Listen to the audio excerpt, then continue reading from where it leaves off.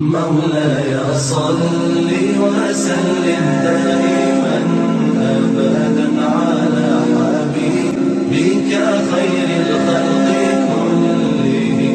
مولاي صل وسلم دائما أبدا على حبيبك خير الخلق كلهم. مولاي صل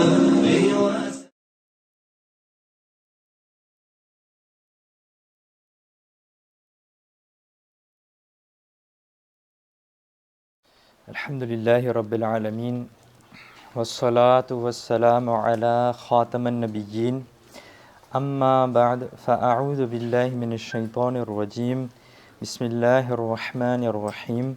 Mes chers frères en islam, dans le vendredi, il y a beaucoup de bénédictions à réciter les prières sur le prophète alayhi salatu wassalam. Alors répétez après moi. As-salatu wassalamu alayka ya Rasulallah وعلى آلك وأصحابك يا حبيب الله الصلاة والسلام عليك يا نبي الله وعلى آلك وأصحابك يا نور الله نويت سنة الاعتكاف. J'ai fait l'intention du i'tikaf lorsque je rentre dans la mosquée. Mes chers frères en islam, Allah Azza wa Jal, il dit dans le Saint Coran: Inna Allah wa malaikatahu yusalluna ala nabi. Ya ayyuhalladhina amanu sallu alayhi wa sallimu taslima. Allahumma salli ala sayyidina maulana Muhammad wa barik wa salli alayhi.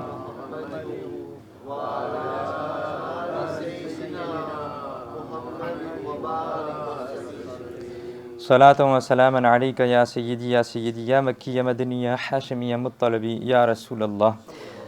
Traduction des Kanzul Iman. Certes, Allah et ses anges prient sur ce prophète révélateur de l'invisible.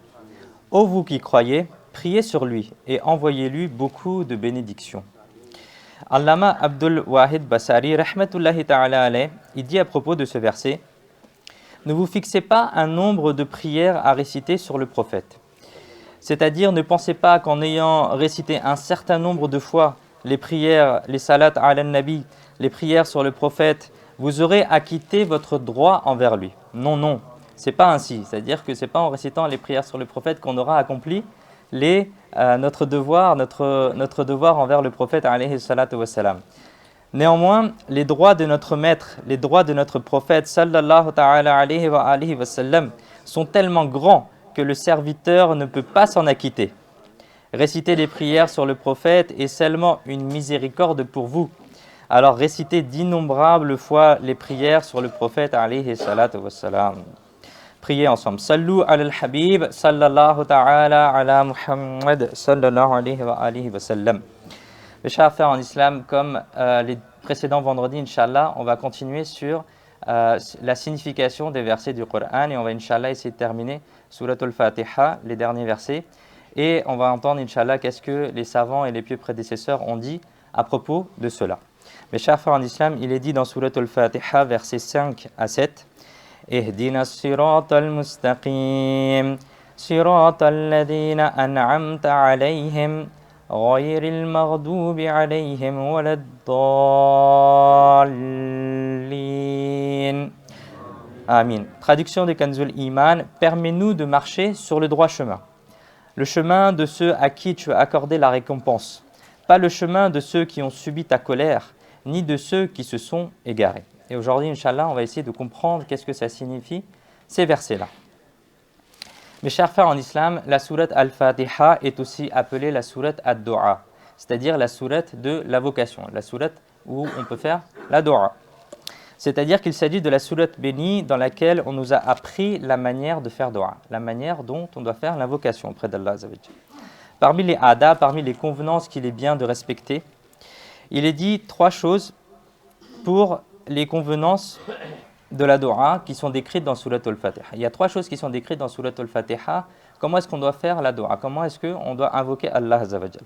La première chose, La première chose, lorsqu'une personne fait dua, elle invoque, c'est-à-dire elle doit d'abord faire les louanges d'Allah Azza wa Jal. Si on reprend le début de Surat al-Fatiha, comment est-ce qu'on récite Surat al-Fatiha?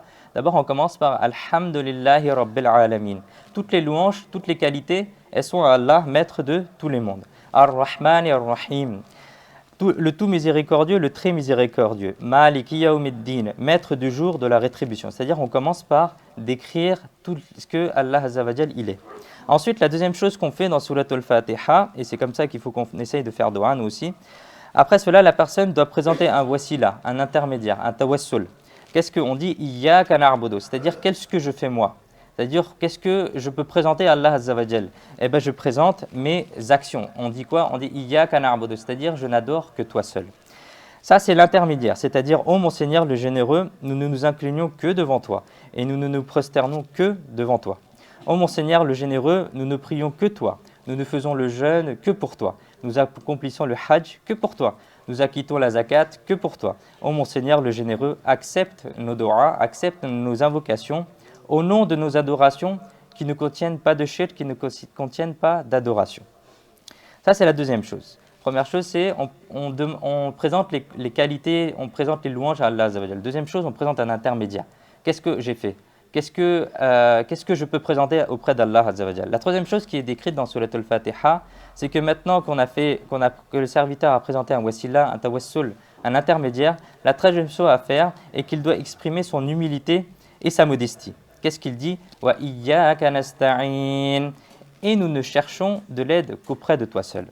C'est-à-dire, ô toi le Seigneur des deux mondes, nous sommes des êtres humains faits d'argile. Nous avons besoin de toi à chaque instant.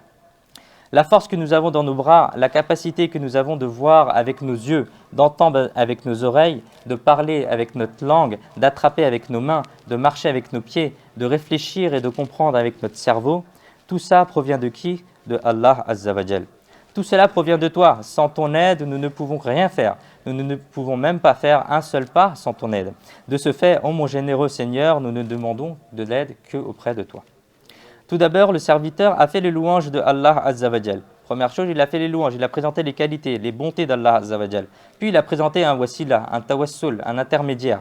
Puis le serviteur a exprimé son humilité, que je ne suis rien auprès de toi. Il a exprimé sa modestie.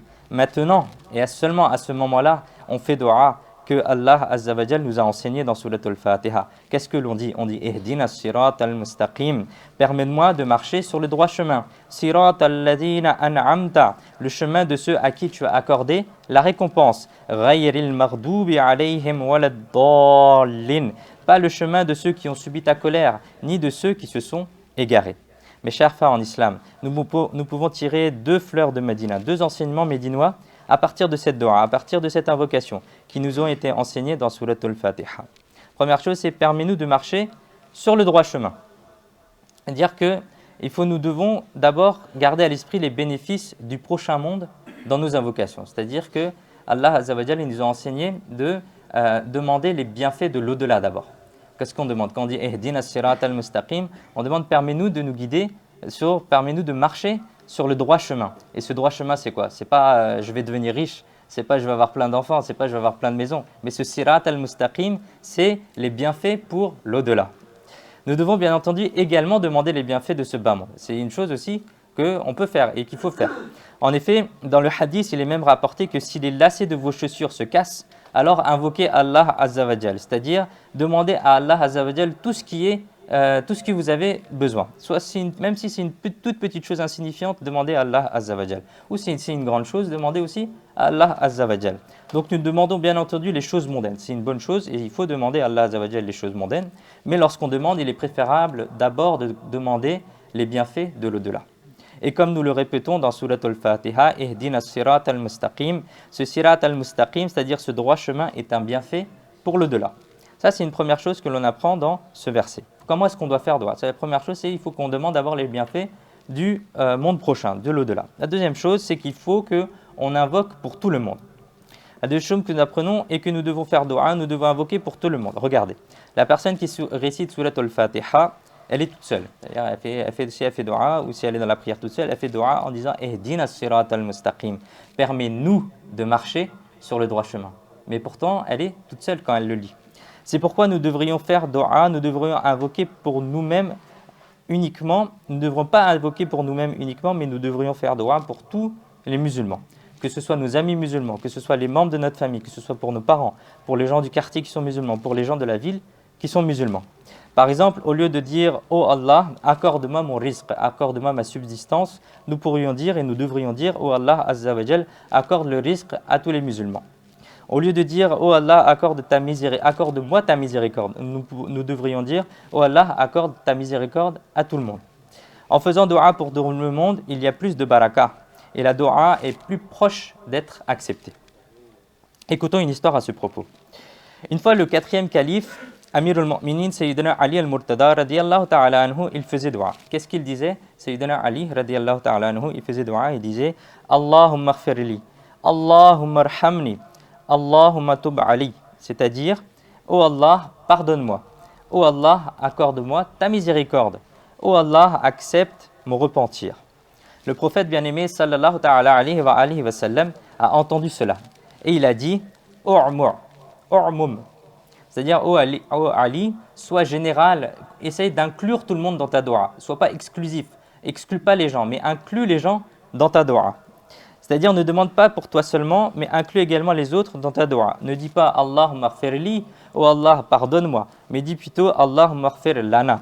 C'est-à-dire que le bien-aimé prophète sallallahu ta'ala alayhi wa sallam a ajouté la différence entre la dua qui est faite pour soi-même et uniquement pour soi-même et celle qui est faite pour tout le monde est comparable à la distance entre le ciel et la terre.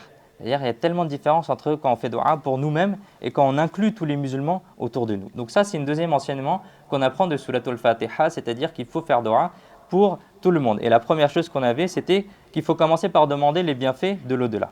Ça, c'est deux choses qu'on apprend de Surat al-Fatiha. Une dua aussi qui est rapportée dans le hadith, qui est la plus aimée d'Allah Azza wa Jal. Il est dit Allahumma arham ummata Muhammadin rahmatan amma. C'est-à-dire, oh Allah, accorde ta miséricorde générale, accorde ta miséricorde à toute la communauté de Muhammad. On peut essayer de faire dua ensemble, Inch'Allah, on va la répéter ensemble. Comme ça, nous aussi, Inch'Allah, on va prendre les barakas de ce dua qui a été enseigné dans le hadith. Répétez après moi. Allahumma arham ummata Muhammadin rahmatan amma. Sallu ala al-Habib sallallahu ta'ala ala Muhammad sallallahu alayhi wa sallam. Mes chers frères en islam, il est dit dans Surat al-Fatiha Ihdina as-sirat al-mustaqim. Permets-nous de marcher sur le droit chemin. Certains y traduisent par guide-nous sur le droit chemin. Mais guide-nous, ça veut dire qu'on ne connaît pas le chemin. Mais on peut plutôt traduire, et Allah Hazrat, l'imam Ahmad Raza Khan Brelwi, rahmatullahi ta'ala alayh, il a plutôt traduit ça différemment. Il a dit c'est permets-nous de marcher sur le droit chemin. Parce que le droit chemin, on sait c'est lequel. On sait c'est lequel, mais guide-nous sur le droit chemin, ça veut dire on ne sait pas où on doit aller. Mais nous, en tant que musulmans, on sait où on doit aller. Et c'est pour ça qu'on peut le traduire plutôt par permets-nous de marcher sur le droit chemin. Mes chers frères en islam, pourquoi doit-on chercher le sirat al-mustaqim? Pourquoi est-ce qu'on doit chercher le droit chemin? Et qu'est-ce qu'on trouve sur ce droit chemin? Écoutez, à ce propos, dans Surat Hud, verset 56, le prophète d'Allah, Sayyidina Hud alayhi salam, a dit à son peuple Inna Rabbi ala siratim mustaqim. Traduction de Kanzul Iman, certes, mon Seigneur se trouve sur le droit chemin. Qu'est-ce qu'on trouve sur le droit chemin? On trouve Allah. Inna Rabbi ala siratim mustaqim. C'est-à-dire qu'on trouve Allah Azza wa Jal sur ce droit chemin. Pourquoi est-ce qu'on demande le droit chemin? C'est pour qu'on puisse trouver Allah Azza wa Jal. C'est-à-dire, il est aussi dit en d'autres termes, quiconque souhaite être proche de Allah, qu'il marche sur le droit chemin. Car c'est en marchant sur ce chemin que l'on obtient la proximité, le qurb d'Allah Azza wa Jal. Mes chers frères en islam, nous découvrons que le droit chemin est le chemin dont la destination est la proximité avec Allah Azza wa Jal. C'est-à-dire on se rapproche d'Allah Azza wa Jal. Par conséquent, la signification de Ihdina as-sirat al-mustaqim, permet-nous de marcher sur le droit chemin. On pourrait aussi dire différemment. On pourrait dire que quand on dit cela, ça signifie Oh Allah, permets-nous de marcher sur le chemin grâce auquel nous serons bénis de ta proximité. Mes chers frères en islam, maintenant on va essayer de comprendre qu'est-ce que le sirat al-mustaqim. On vient de comprendre qu'est-ce qu'on trouve sur le sirat al-mustaqim. On trouve la proximité d'Allah Azza wa Jal. Maintenant, qu'est-ce que c'est ce sirat al-mustaqim? Comment est-ce qu'on fait pour marcher? Comment est-ce qu'on fait pour être sur ce droit chemin? Ô vous les amoureux du prophète alayhi salatu wassalam. Maintenant, nous allons essayer de comprendre ce qu'est le droit chemin, grâce auquel nous serons bénis par la proximité d'Allah Azza wa Jal. De quel chemin est-ce qu'on parle? Pour comprendre cela, il n'est pas nécessaire d'aller très loin. Nous avons son explication directement dans le prochain verset. En effet, il est dit dans le verset 6 de Surat al-Fatiha, « Siratal ladhina an'amta » le chemin de ceux à qui tu as accordé la récompense. On apprend ici que le chemin de ceux qui ont été récompensés par Allah est le droit chemin. Si on le prend dans le sens, Allah Azza wa Jalla dit Siratal ladhina an'amta, le chemin de ceux à qui tu as accordé la récompense. Donc la récompense, elle se trouve auprès de ceux à qui Allah Azza wa Jalla a donné la récompense. Ça, c'est le droit chemin. Maintenant, on peut se poser la question de qui sont ces personnes, à qui Allah Azza wa Jalla il a donné la récompense, à qui Allah Azza wa Jalla il a donné le in'am, c'est-à-dire la récompense. Il est dit dans Surat An-Nisa, verset 69, فَأُولَٰئِكَ مَعَ الَّذِينَ أَنْعَمَ اللَّهُ فأولئك مع الذين أنعم الله عليهم من النبيين والصديقين والشهداء والصالحين.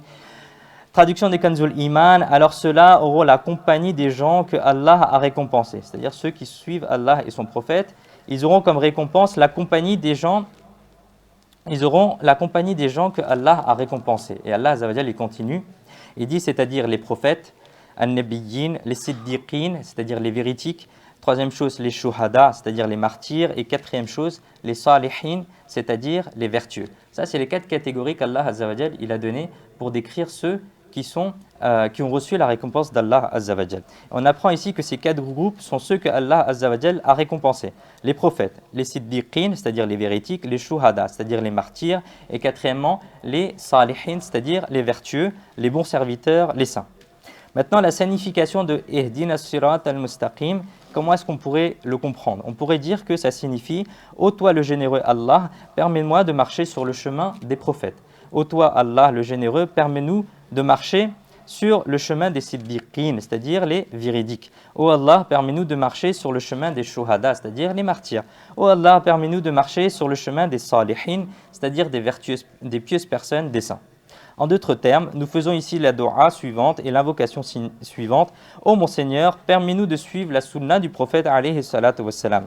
Permets-nous d'adopter les pratiques des compagnons alayhim ridwan. Ô Seigneur de l'univers, permets-nous de marcher sur les pieuses personnes comme Rawsul A'azam Sheikh Abdel Qadir Jilani rahmatullahi ta'ala alayh, comme Data Ganjbakhsh Sheikh Sayyid Ali Hajberi rahmatullahi ta'ala alayh, comme Khwaja Gharib Nawaz Sheikh Mu'inuddin Chishti rahmatullahi ta'ala alayh, comme Sheikh Fariduddin Ganji Shakar rahmatullahi ta'ala alayh, ou comme l'imam Ahmad Raza Khan al-Berelvi rahmatullahi ta'ala alayh, et toutes les personnes qui sont proches de toi. Subhanallah. Quelle belle dua, mes chers frères en islam. C'est la première sourate du Saint-Coran. Et on le récite plein de fois dans la journée. Selon l'école Hanafite, si on suit correctement toutes les sunnas et toutes les nawafil, on la récite au minimum 48 fois dans la journée. Si on fait les prières complètes dans l'école Hanafite, eh bien, avec toutes les sunnas, toutes les nawafil qui sont décrites, on récite au moins 48 fois par jour cette sourate. Mais regardez Allah Azza wa Jal. Et on fait cette dua. Quelle dua on fait tous les jours? On dit, oh Allah, permets-nous de marcher sur le chemin des prophètes et des saints. Oh Allah, permets-nous de marcher et de devenir de véritables adeptes de la sunna. Oh Allah, permets-nous de suivre les enseignements des compagnons, des Ahl Bayt et des awliya, c'est-à-dire des saints. Mes chers frères en islam, on trouve ici une très belle fleur de Médina. On trouve ici un très bel enseignement de notre prophète, un très bel enseignement médinois. Quel est cet enseignement? On remarque que le Saint-Coran ne nous a pas décrit comment est le droit chemin. Il ne nous a pas décrit. Il est vert, il est rouge, il est comme ça, il y aura ceci sur ce chemin. Allah Azza wa Jal, il n'a pas dit ça. Allah Azza wa Jal, il n'a pas dit que sur ce chemin-là, il y aura une plante là, tu verras, il y aura ça sur ton chemin, et après tu vas tourner à gauche, après tu vas tourner à droite, et après tu verras, il y aura un bâtiment comme ça. Non, Allah Azza wa Jal, il a dit tout simplement qu'il faut suivre les gens qui ont été proches, qui sont proches d'Allah Azza wa Jal. Et il y a une sagesse dans cela. Il y a une sagesse dans cela. Écoutons, le Saint-Coran nous donne des conseils fermes et des conseils grâce auxquels il n'y a aucune crainte de s'égarer. Prenons un exemple. Supposons que je vais dans une nouvelle ville. On n'a pas de GPS, on n'a rien. Et on ne connaît pas la ville. On dit que j'ai jamais vu la ville et je ne connais pas les rues, je ne connais pas les quartiers, je ne connais rien de cette ville. et je demande mon chemin à quelqu'un. Je dis je vais aller à telle destination. Quelqu'un qui habite dans cette ville. La personne, elle me demande le chemin, elle me donne le chemin, elle me le décrit. Elle me dit il faut aller tout droit, puis à gauche, ou après il faut tourner à droite. Après il y aura une place comme ça, il y aura un rond-point, il y aura ça dessus, etc. Et après vous allez tout droit. Après vous allez arriver à votre destination. Ça c'est une manière de comprendre les différentes manières pour décrire quelque chose. C'est-à-dire qu'une personne, elle peut nous donner le chemin comme ça. Ça c'est une manière d'aller au chemin. Mais si on ne connaît pas la ville ou si on ne connaît pas les rues, eh ben, on peut se perdre. C'est-à-dire s'il nous a dit de tourner à droite après tel bâtiment, peut-être que je vais me tromper, je vais tourner à gauche après le bâtiment, etc. Et on va se perdre sur le chemin. Maintenant, supposons une deuxième manière d'aller sur le chemin. Si on arrive dans la ville et la personne, on lui dit je vais aller à tel endroit. Et la personne, elle nous dit ah oui, je sais, moi je vais là-bas en plus. Eh ben, suis-moi. Si la personne, elle nous dit ça, est-ce qu'on va s'égarer ? On ne va pas s'égarer parce que la personne, elle connaît le chemin, elle sait par où on doit passer, elle connaît les pièges du chemin, elle connaît tous les endroits par lesquels on peut y aller. Je n'aurai aucune crainte donc de m'égarer. De la même manière, Allah Azza wa Jal, il nous a dit que pour marcher sur le chemin de sa proximité, il faut marcher derrière, il faut suivre ceux à qui Allah Azza wa Jal, il a donné la récompense. Pourquoi ? Parce que le chemin est un chemin dans lequel il y a beaucoup de difficultés. C'est un chemin sur lequel Shaitan est également assis, c'est-à-dire Satan est également assis. Il a mis ses pièges sur ce chemin. C'est un chemin sur lequel notre nafs, notre mauvais nafs, notre nafs ammara, celle qui nous pousse vers les péchés, celle qui nous pousse vers les mauvaises choses, c'est-à-dire notre ego qui nous pousse vers les mauvaises choses, lui aussi, il essaye de nous piéger.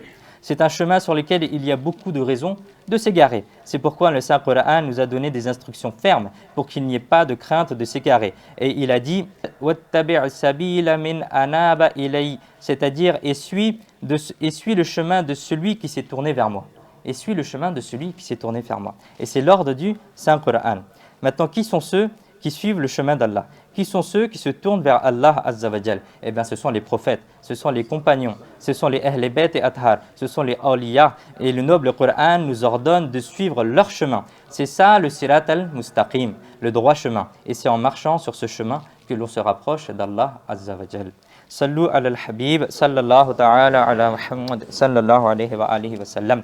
Mes chers frères en islam, voici maintenant une autre chose à comprendre. C'est-à-dire que le Sirat al-Mustaqim, le droit chemin, n'est pas le nom d'une idéologie, mais le droit chemin, c'est tout un programme pour la vie. C'est-à-dire, ce n'est pas juste quelque chose qu'on réfléchit, mais c'est une manière de vivre. De notre naissance jusqu'à notre mort. C'est le programme que Allah et son messager, Azza wa Jalla wa sallallahu ta'ala alayhi wa sallam, ont choisi pour nous. Et à chaque instant de notre vie, ce programme s'appelle Sirat al-Mustaqim, c'est le droit chemin. Sayyidina Jabir bin Abdullah radiyallahu ta'ala anhum a donné une signification du Sirat al-Mustaqim en disant Al-Islam huwa awsa'u mimma bayna as-sama'i wal ard. C'est-à-dire le Sirat al-Mustaqim, c'est-à-dire signifie l'islam est plus étendu que la terre et le ciel. L'islam est plus étendu que la terre et le ciel. On va essayer de comprendre qu'est-ce que ça signifie. Et on apprend ici que l'invocation coranique, l'invocation qu'on dit Ihdina as-Sirat al-Mustaqim, comporte une signification très large. C'est-à-dire ça exclut rien de notre vie et ça englobe toute notre vie. Pourquoi? Écoutez. Nous pouvons faire cette dua, peu importe l'état dans lequel on est. On peut dire Ihdina as-Sirat al-Mustaqim dans n'importe quelle situation.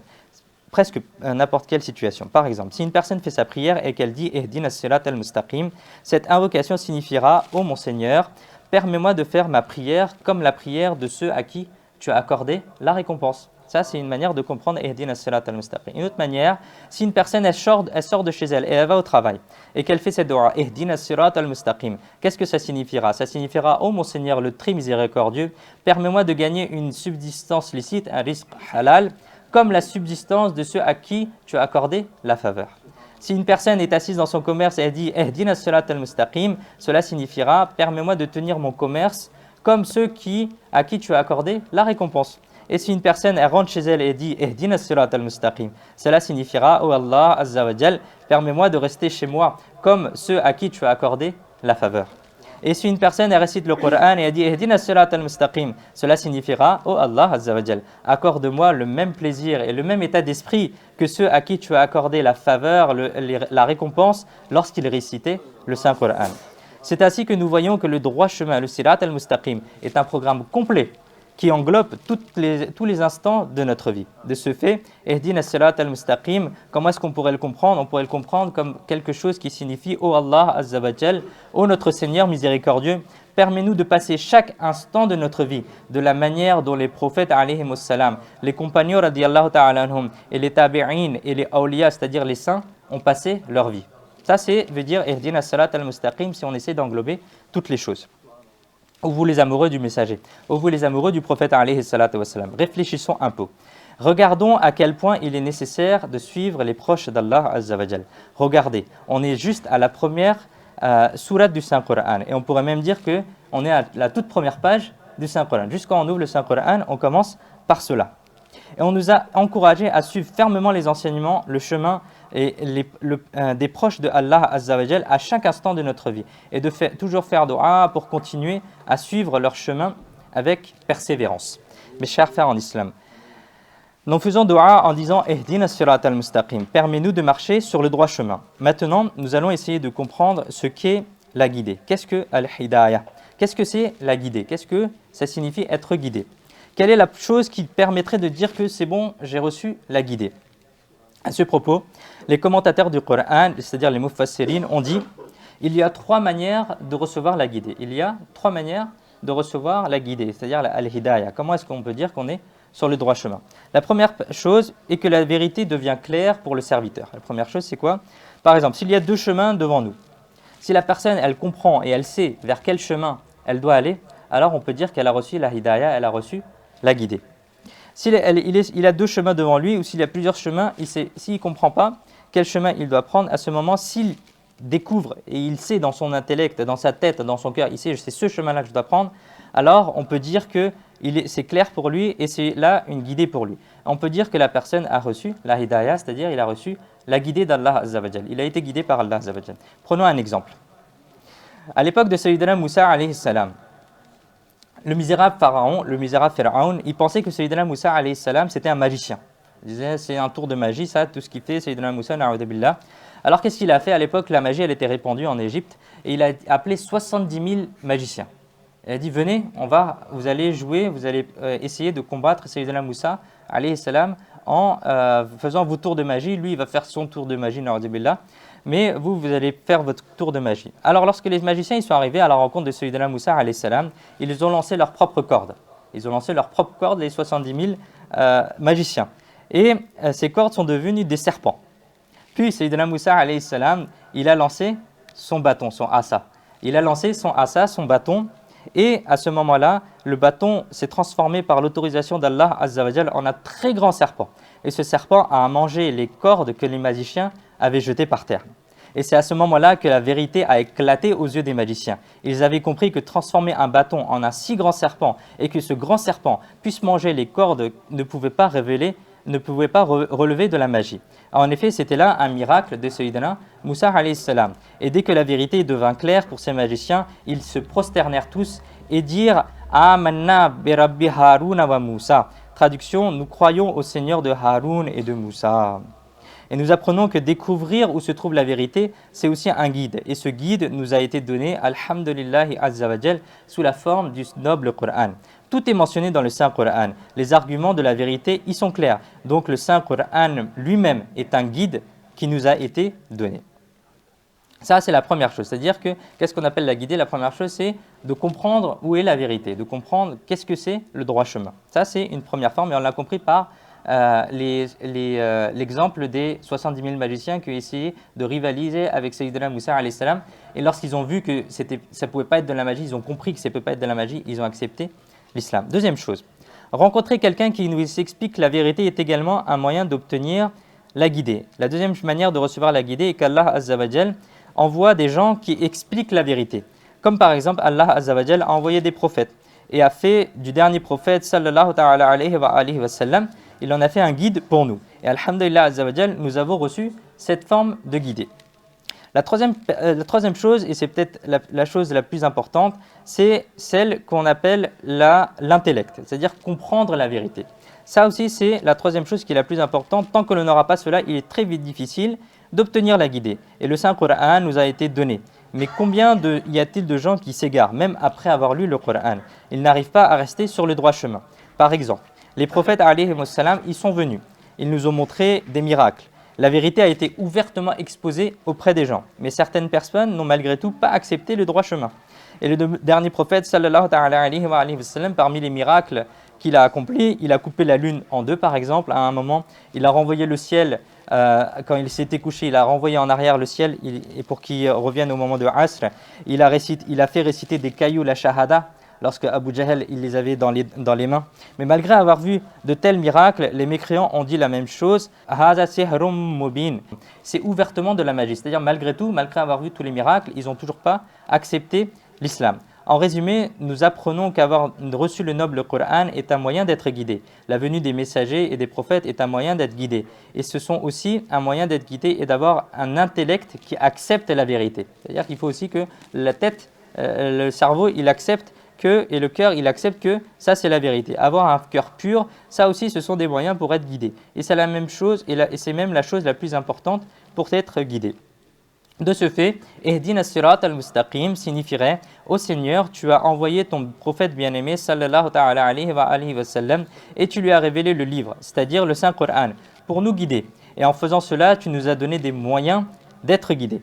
Ô Seigneur, maintenant, accorde-moi la même compréhension que tes serviteurs qui ont reçu la récompense. Accorde-moi la capacité de comprendre le Saint-Coran comme les compagnons. Accorde-moi le même genre d'engagement religieux que les compagnons avaient envers notre prophète alayhi salatu wassalam.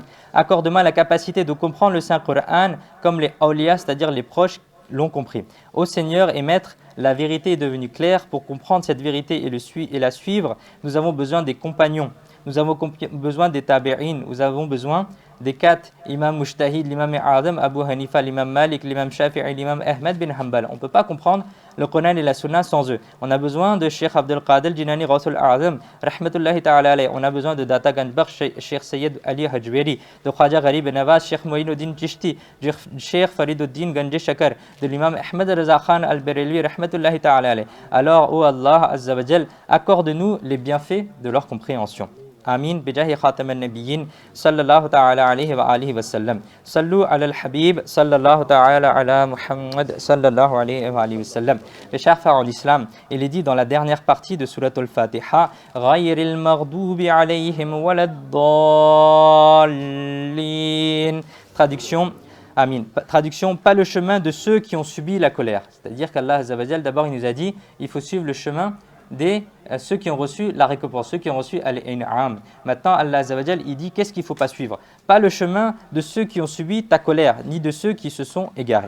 Et les commentateurs du Coran, ils disent il y a trois types de personnes qui sont récompensées. Écoutez bien. Le premier type de personne est la personne récompensée, celle qui a reçu la récompense d'Allah Azza wa Jal. Il a même commencé à suivre le droit chemin et le chemin de la guider, mais il n'a pas atteint sa destination finale. Il n'a pas atteint la destination finale. La personne a commis de telles erreurs que la colère d'Allah Azza wa Jal s'est abattue sur elle. Par exemple, Shaitan, le diable, Satan. Ce misérable a adoré Allah Azza wa Jal pendant des milliers et des milliers d'années. Il est même rapporté, certains savants, ils disent qu'il n'y a pas un endroit sur terre où Shaitan ne s'est pas prosterné. Il n'y a pas un endroit sur terre où Shaitan il n'a pas posé sa tête pour adorer Allah Azza wa Jal. Tellement il avait adoré Allah Azza wa Jal.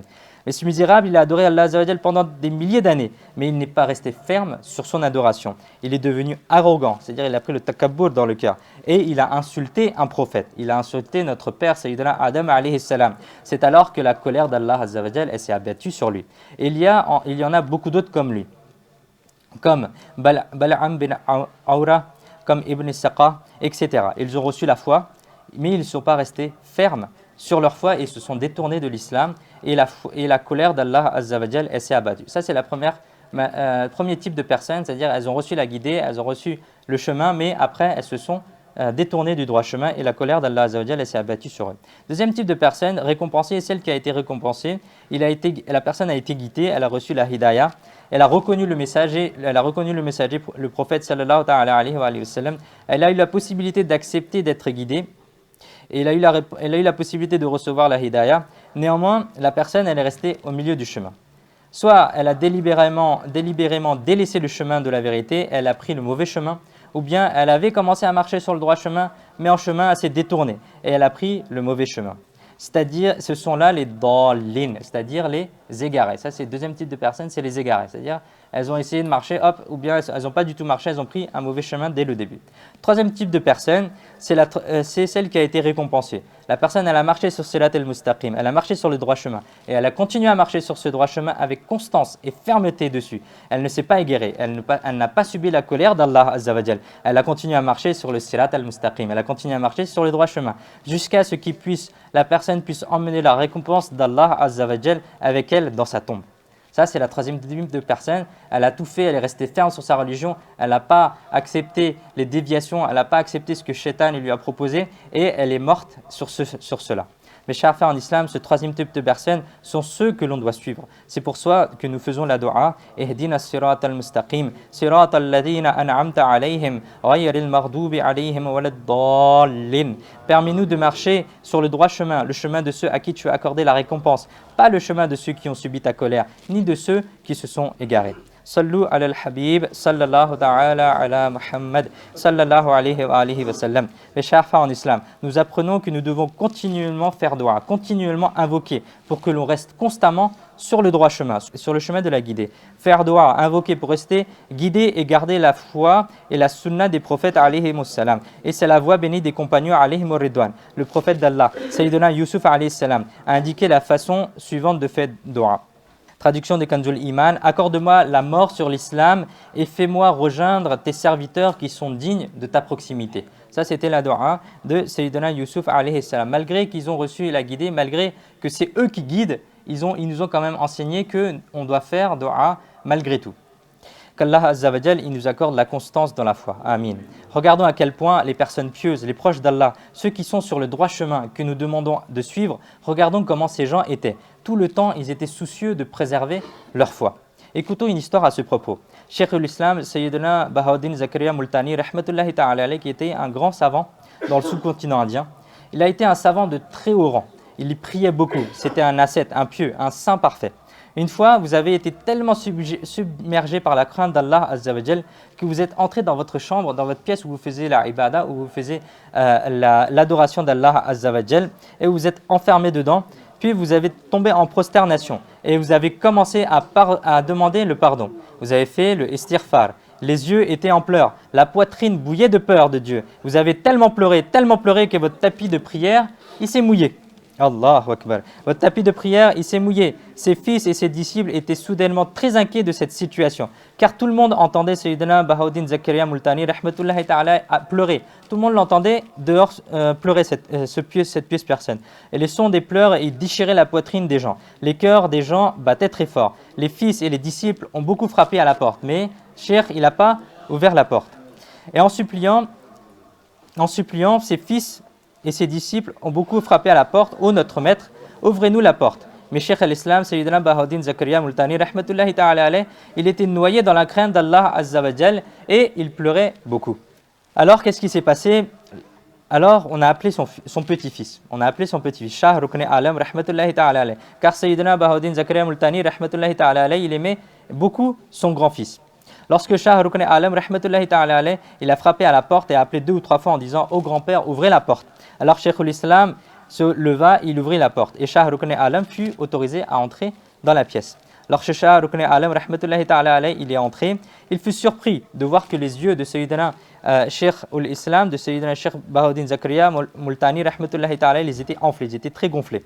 En voyant cette scène déchirante, Shah Rukni Alam, c'est-à-dire le petit-fils, il a dit « Ô mon grand-père, quelle est la raison de cette pleure? Pourquoi est-ce que vous avez tant pleuré ?»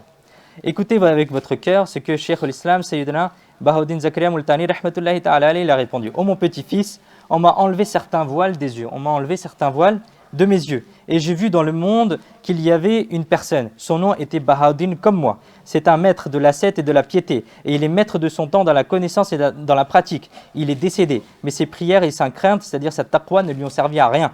Toutes ses bonnes actions lui ont été jetées à la figure et sa foi lui a été retirée. Après avoir vu l'état de cette personne et le fait qu'il s'appelait Bahauddin comme moi, dont les prières et l'obéissance ne lui ont été d'aucune aide et sa foi lui ont été retirées, Allah Azza wa Jal sait mieux ce qu'il m'est réservé.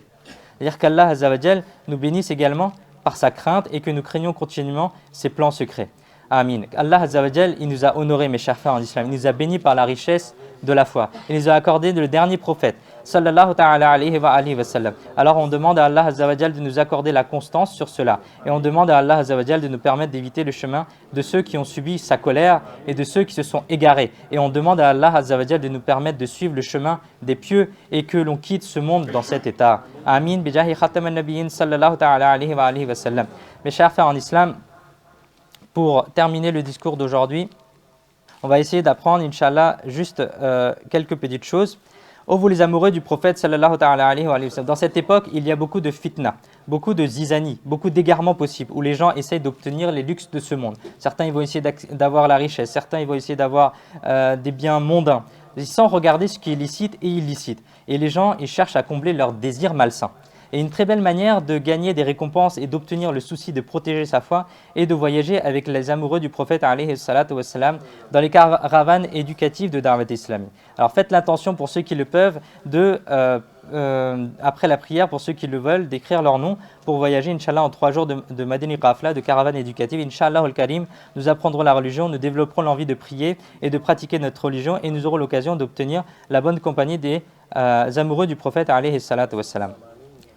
Mes chers frères en islam, le 15 Rajab al-Murajjab, le 15 du mois de Rajab, nous commémorons le départ de ce monde d'un membre de la famille du prophète alayhi salatu wassalam.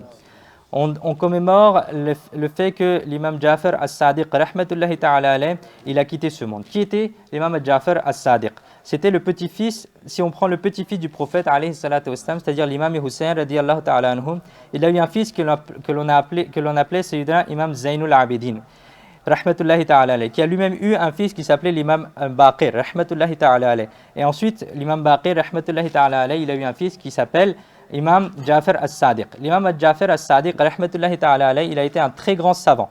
Les amoureux du prophète font le khatm et préparent du riz au lait sucré avec du pain pour le distribuer et envoyer la récompense de cet acte à l'imam Ja'far as-Sadiq, rahmatullahi ta'ala alayhi. Cet acte est complètement autorisé par la charia et permet d'en récolter les récompenses. Certaines personnes y commémorent cela le 22 Rajab au lieu du 15 Rajab. Même si cela est permis, la véritable date de départ de l'imam Ja'far as-Sadiq, rahmatullahi ta'ala alayhi, est le 15 Rajab.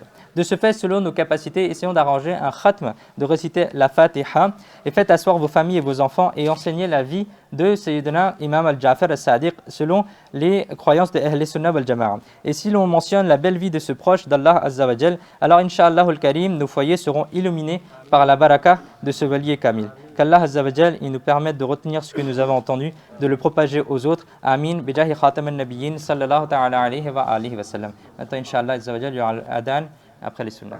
Sallu ala al-habib sallallahu ta'ala ala Muhammad sallallahu alayhi wa alihi wa sallam. Il y a beaucoup de bienfaits à réciter les prières sur le prophète alayhi salatu wa sallam le jour du vendredi. Le jour du vendredi. Il est rapporté que le jour du vendredi en particulier, il y a un ange qui se tient à la tombe du prophète alayhi salatu wa sallam et qui dit que un tel, fils de un tel, a présenté le salam sur vous. Et c'est pourquoi que nous aussi, on va essayer, Inch'Allah, en français, présenter les prières sous forme de poèmes pour être aussi parmi ceux qui sont nommés dans la cour du prophète alayhi salatu wa sallam le vendredi.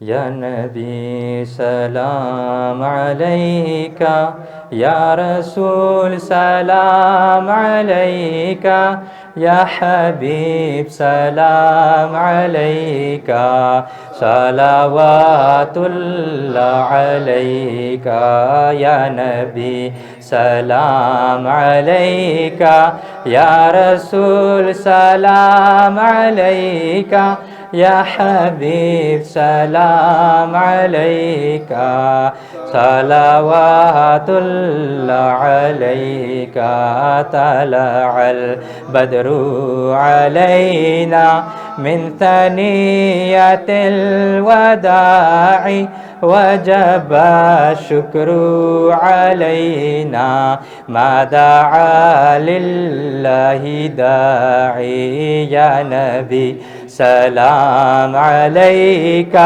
يا رسول سلام عليك يا حبيب سلام عليك صلوات الله عليك. Tu es le bien-aimé de Dieu et l'imam de tous les prophètes.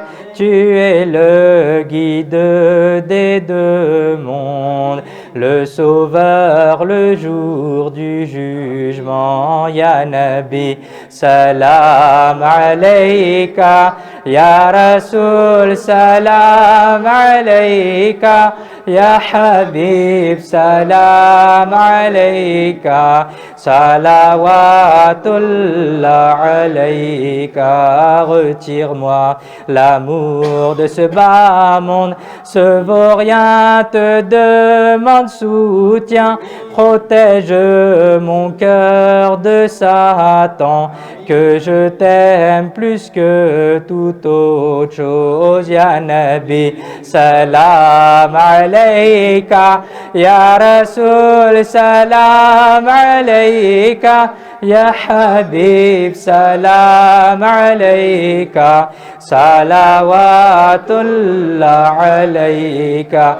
Auprès de toi, rappelle-moi, ô résident de Madina, abreuve-moi de tout ton amour, ô résident de Madina. Ya Nabi, salam alayka, Ya Rasoul, salam alayka, Ya Habib, salam alayka, salawatullah alayka.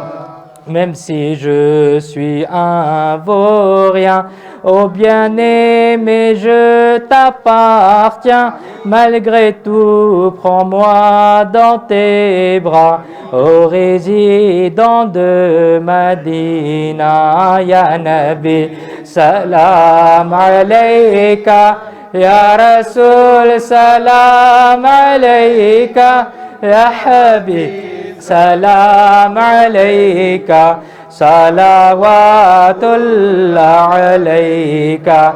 Accorde la visite de ton palais à tous ceux qui sont en attente. Invite-nous y rapidement, ô résident de Madina. Ya Nabi, salam alayka, Ya Rasoul, salam alayka, Ya Habib, salam alayka, salawatullah alayka.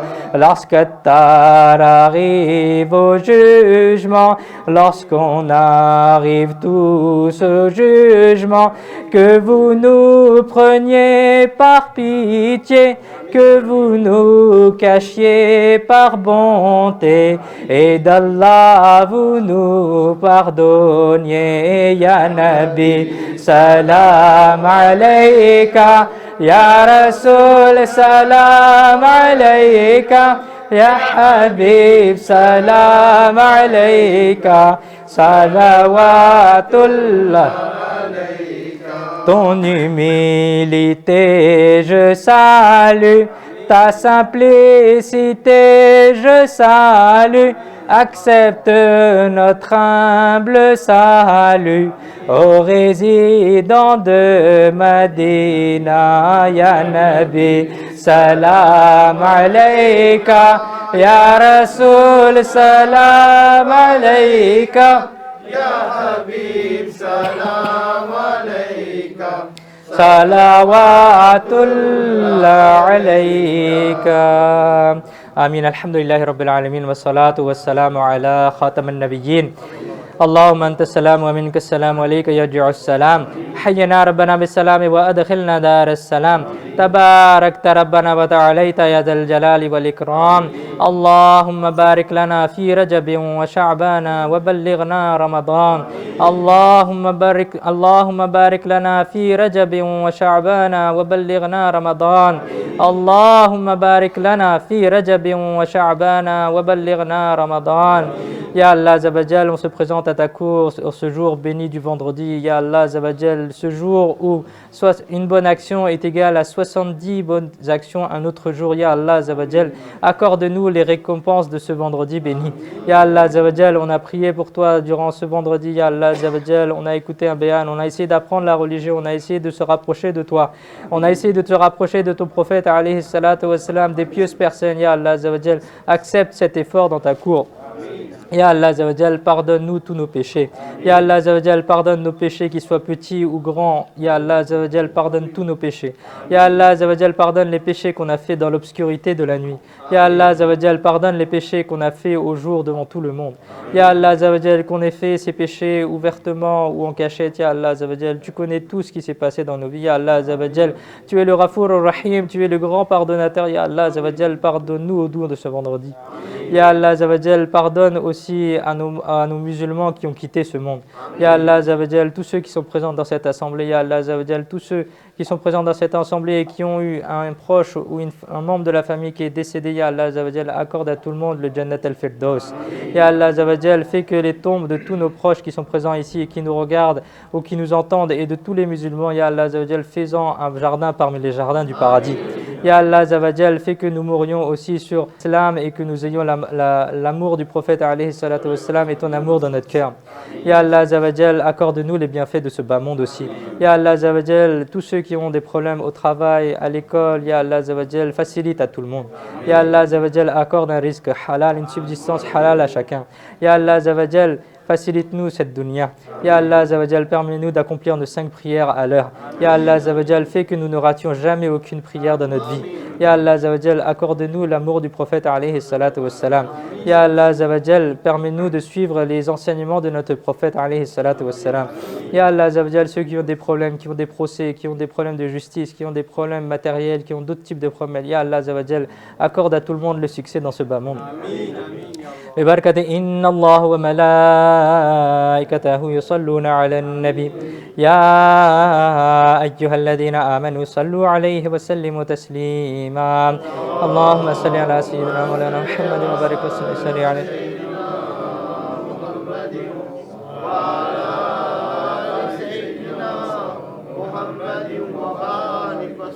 صلاة وسلاما عليك يا سيدي يا سيدي يا سيدي يا مكي يا مدني يا هاشمي يا مطلبي يا رسول الله سبحان ربك رب العزة عما يصفون وسلام على المرسلين والحمد لله رب العالمين. Ya Allah Azawajal, lorsque nous mourrons, que nous soyons devant le dôme béni du prophète alayhi salatu wassalam à Médine et que nous ayons sur nos lèvres la parole suivante: La ilaha illallah Muhammadur Rasulullah sallallahu ta'ala.